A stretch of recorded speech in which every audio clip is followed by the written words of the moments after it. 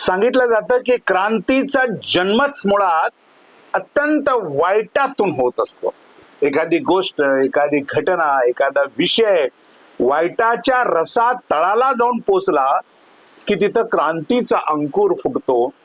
असा इतिहासामध्ये अनेक उदाहरण आपण पाहिली किंवा अनेकदा वाचलेलं सुद्धा आहे. अशीच एक राजकीय क्रांती देशभरामध्ये होते का?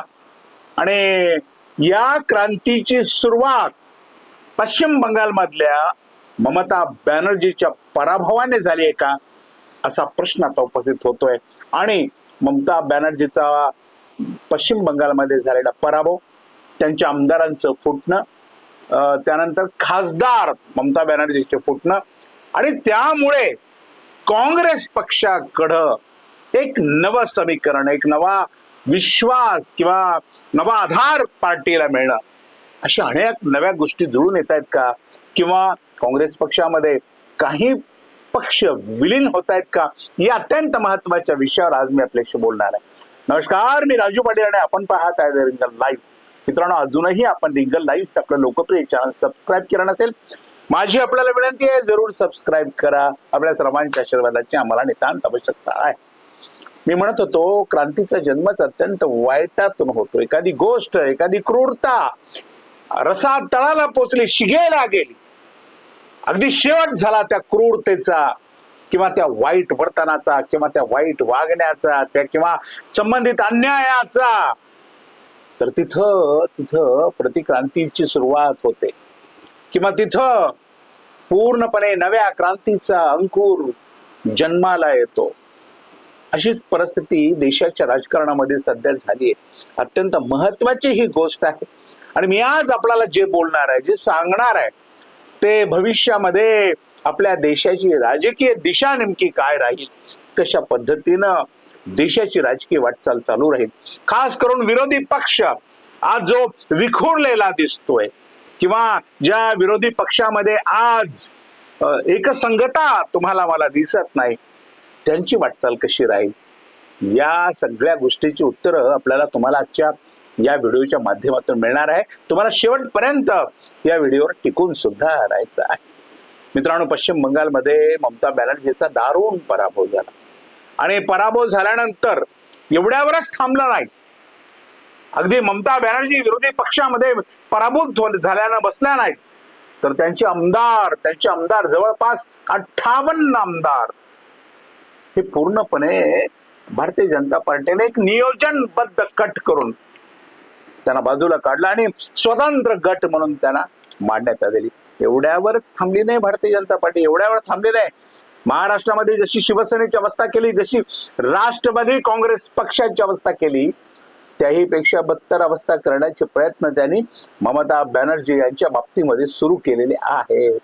आणि मग त्यांचे जे खासदार होते, हे खासदारांचा एक मोठा गट, जवळपास 19-20 खासदारांचा एक मोठा गट, त्यांना विविध आमिष दाखवून आता बातम्यात अनेक येत आहेत की त्यांना सरळ त्या खासदाराला रोखीनं किंवा दर महिन्याच्या काही ठराविक कोट्यवधीच्या मानधनानं खरेदी करून त्यांना पूर्णपणे ममता बॅनर्जी पासून किंवा तृणमूल काँग्रेस पासून बाजूला काढण्याचा निर्णय पूर्णपणे भारतीय जनता पार्टीने घेतलाय. भारतीय जनता पार्टीच्या एका मंत्र्याच्या घरामध्ये या खासदारांची बैठक पार पडलेली आहे आणि लोकसभा अध्यक्षांकडे तसं पत्र सुद्धा आम्हाला स्वतंत्र गट म्हणून मान्यता द्या अशा पद्धतीची विनंती करणारं एक पत्र लोकसभा अध्यक्ष ओम बिर्ला यांच्याकडे गेलेलं आहे. या गोष्टीचा मी तुम्हाला एवढ्यासाठी सांगितलं की ममता बॅनर्जींची पार्टी तृणमूल काँग्रेस ही मुळात सगळं उपसून फेकून द्यायची, अस्तित्वहीन करायची, शून्य करून टाकायचं ममता बॅनर्जीला, असा प्रयोग, असे प्रयत्न भारतीय जनता पार्टी करते. आणि अशाच पार्श्वभूमीवर एनडीएची एक महाविकास आघाडीची आपण ज्याला म्हणू, यांची एक बैठक किंवा इंडिया आघाडीची एक बैठक दिल्लीमध्ये पार पडली आणि या बैठकीमध्ये मोठं मंथन झालं आणि या मंथनातून काही मुद्दे बाहेर चर्चेला आले. मुद्दा असा होता की भारतीय जनता पार्टी बरोबर आपण लोकशाही पद्धतीनं आपण कितीही लढलो तर भारतीय जनता पार्टी आपल्या हातामध्ये निवडणूक आयोग किंवा विविध संस्था घेऊन ज्या पद्धतीचा खेळ करते आहे त्याला चोख उत्तर देण्याची आवश्यकता आहे आणि त्यासाठी काही वेगळा विचार करावा लागेल असा विचार राहुल गांधींनी मांडला आणि तो 1% लोकांना पसंत पडला नाही, पण बाकी सगळे मंडळी त्याला पूर्णपणे त्याला पसंत पडलेला आहे. दुसरा विचार असा आला की आपण एकसंघ येऊया, एकत्र येऊया, विसरून जाऊया, जुने जाऊ द्या मरणा लागून, अशा पद्धतीचं आवाहन राहुल गांधींनी केलं.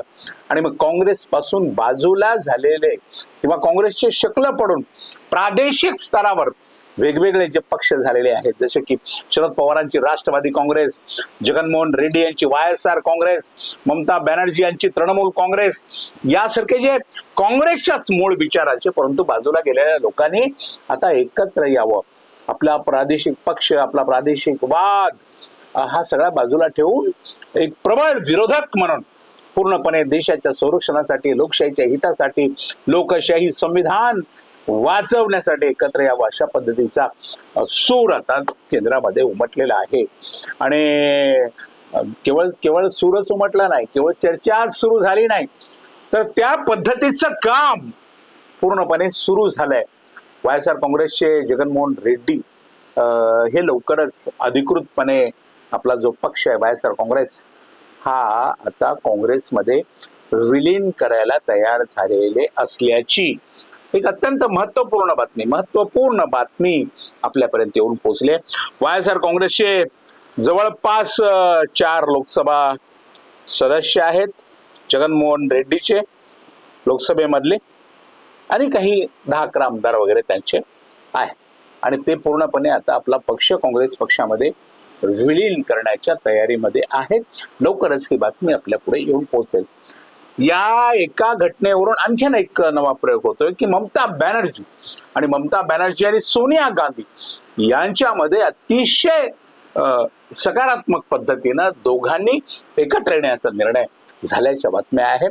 किंवा दिल्ली दरबारामध्ये किंवा जे खास देशातले प्रत्येक गोष्टीवर बारीक नजर ठेवून असणारे जे मान्यवर पत्रकार आहेत यांच्यापर्यंत ही बातमी जाऊन पोहोचली की ठरलं सोनिया गांधींचं आणि ममता बॅनर्जींचं की ममता बॅनर्जी आपला जो पक्ष आहे तृणमूल काँग्रेस हा पुन्हा काँग्रेसमध्ये त्या पूर्णपणे विसर्जित करतील आणि काँग्रेसमध्ये ते प्रवेश करतील, आपल्या पक्षासह ते मर्ज होतील आपण काँग्रेस पक्षामध्ये, आणि त्यांना एक मोठं पद, राष्ट्रीय पातळीवरचं उपाध्यक्ष पद, आणि त्यांच्या भाच्याला एक मोठी जबाबदारी पक्षाची देण्याची तयारी झालेली आहे. आणि एकसंघपणे भविष्यामध्ये पश्चिम बंगालमध्ये लढून या सगळ्या भारतीय जनता पार्टीच्या आणि त्यांच्या विरोधकाचा जो भारतीय जनता पार्टीचा आणि त्यांच्या समर्थकांनी जो उच्छाद मांडलाय संपूर्ण देशामध्ये, यांचा विरोध करण्यासाठी हे सगळे लोक आता एकत्र येत आहेत.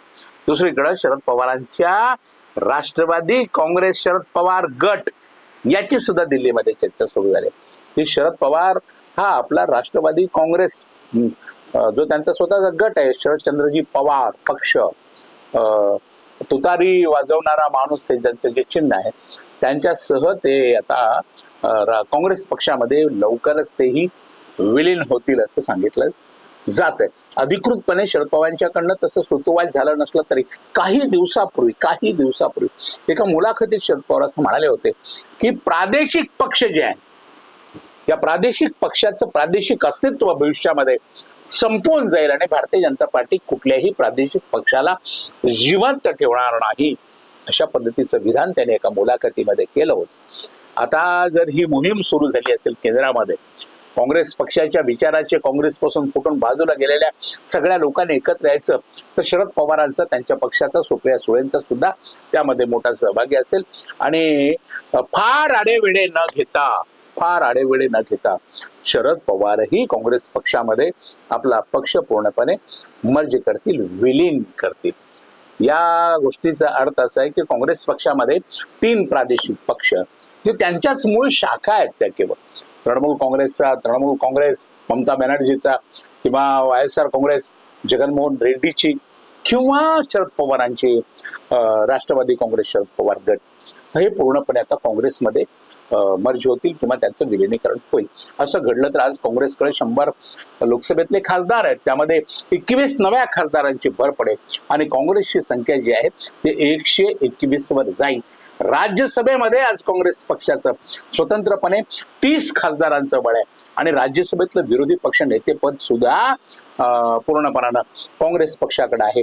त्यामध्ये नव्याने आता 14 राज्यसभा खासदारांची भर पडेल आणि काँग्रेसचं संख्याबळ राज्यसभेतलं सुद्धा 41 वर जाऊन पोहोचेल आणि काँग्रेस पक्षाला एक नवी उभारी, एक नवी शक्ती, नवी ताकद या माध्यमातून मिळेल. आणि दुसरा संदेश संपूर्ण देशभरामध्ये जाईल की भारतीय जनता पार्टी कुठल्याही किमतीमध्ये प्रादेशिक पक्षाचं अस्तित्व ठेवणार नाही.